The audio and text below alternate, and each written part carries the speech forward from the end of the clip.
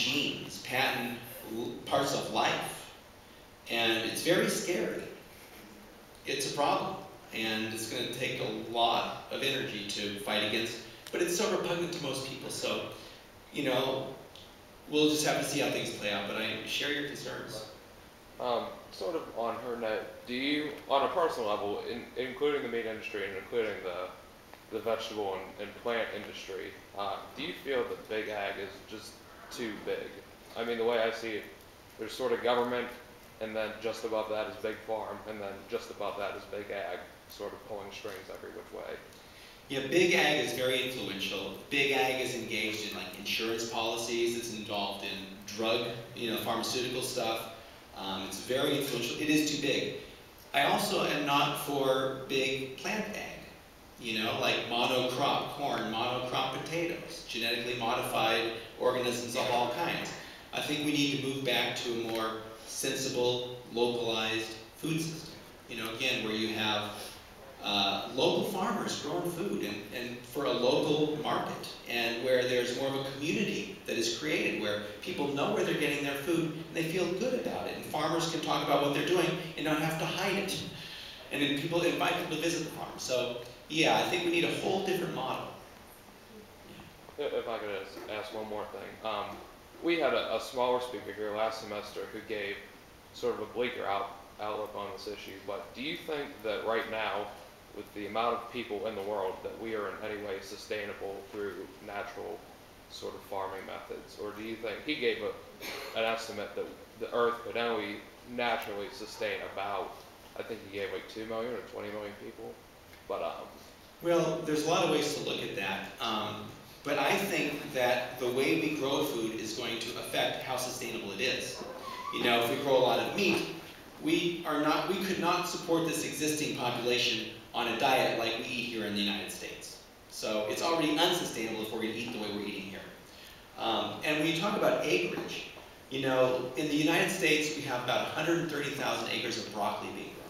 All the broccoli we get in this country is 130,000 acres. There are some beef operations that own that much land.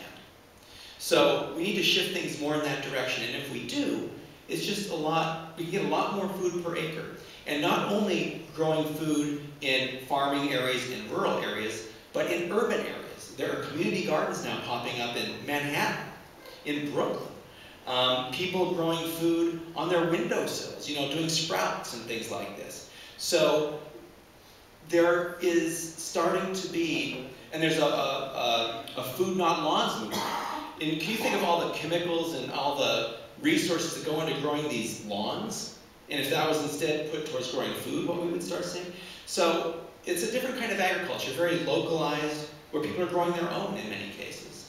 Or trading with neighbors. I visited some folks out in California, and they were planting fruit trees, and they were talking to their neighbors who were planting other kinds of fruit trees, so that when they had all theirs come ripe, and they'd have too many to eat, they could give them to their friends, and their friends had their other kind of fruit, and they would give it to them. So there's these kinds of community-oriented food systems that are starting to develop.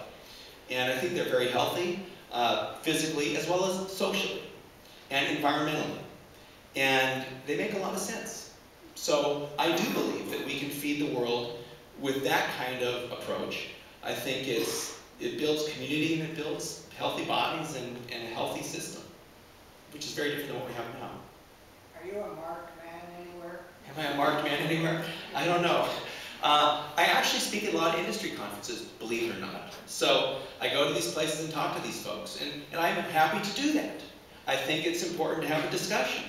We can have disagreements, but yeah, Farm Sanctuary has been targeted. Many of you have probably heard about the Animal Enterprise Terrorism Act that passed a few years ago and basically labeled animal people as terrorists, which is kind of ridiculous. But the precursor to that was the Animal Enterprise Protection Act that passed in the 1990s, in the early 1990s. And as part of that, the Justice Department came up with 12 terrorist groups. And Farm Sanctuary, I'm proud to say, was on the list. We wrote them a letter and they took us off the list because it was completely ridiculous. But yeah, so there are some folks that aren't too crazy about what we're doing. And I can understand that because we are challenging certain assumptions. We are challenging certain mindsets. We are challenging a certain economic system that we believe is unreasonable and harmful and unnecessary. And so I can understand why people would feel not too happy sometimes at what we say. But at the end of the day, it's about, we don't want to bring anybody down. We want to prevent suffering. We want to promote healthy food systems. And I think that really brings us back to growing plants, not animals. And I think it's better for all involved. Okay, I guess one more, or maybe two more questions, but we're getting close to, I think, 9 o'clock here, so yeah. I love the idea of using localized systems to feed the world and feed populations. However, I don't think that it's physically possible for there to be enough land around the large cities of the United States to have a localized system. It's just not feasible to believe that the suburbs and the small rural areas around New York City can feed the entire city. It just won't work.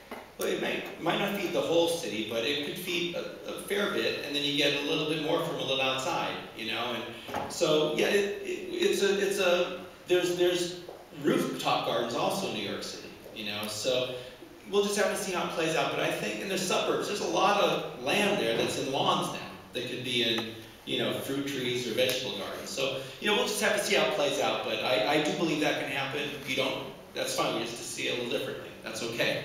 Yeah, okay, last question. If someone's currently consuming standard American diet and they want to work towards veganism or vegetarianism, what would you suggest as like the most powerful change they could make? You know, a lot of people eliminate beef first, but maybe there's more suffering in chicken, so so we're going to eliminate a product. Yeah, if you had to eliminate a product, I would probably say it should be dairy or eggs, believe it or not, because those animals are pushed and live long lives, longer lives, more tortured lives, and at the end, they're also killed. So those are, I think, the cruelest products, eggs and milk, ironically, because a lot of times people who care about animals stop eating flesh, and that's good. We encourage people to stop eating flesh, but I think dairy and meat, or dairy and eggs rather, are some of the worst at this point.